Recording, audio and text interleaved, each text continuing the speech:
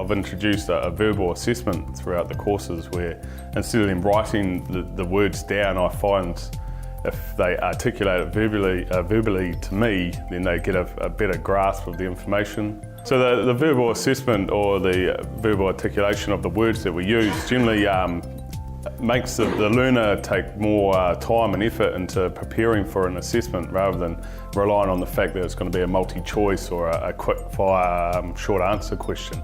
So that's been, I've found personally, they've spent a lot more time searching the information and vocalising it to their classmates.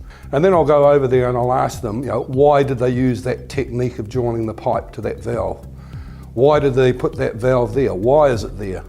And they have to be able to explain to me exactly why. The luxury with being a trade tutor is the fact that we get to deliver theory in a classroom and then we can promptly take that theory into the practical workshop.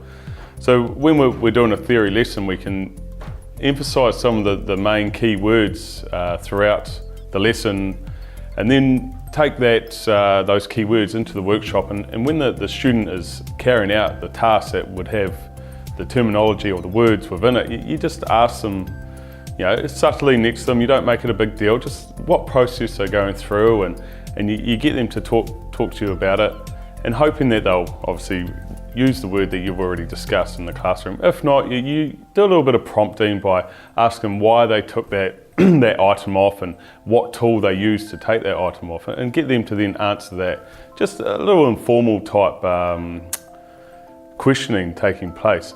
And then from there, next time you go out there and do a similar product or you take the same practical assessment, they can then articulate that with a bit more authority and a bit more confidence, because you've already gone through, you've made it quite easy for them. You've allowed them to experience the word, both the written word and the verbal word.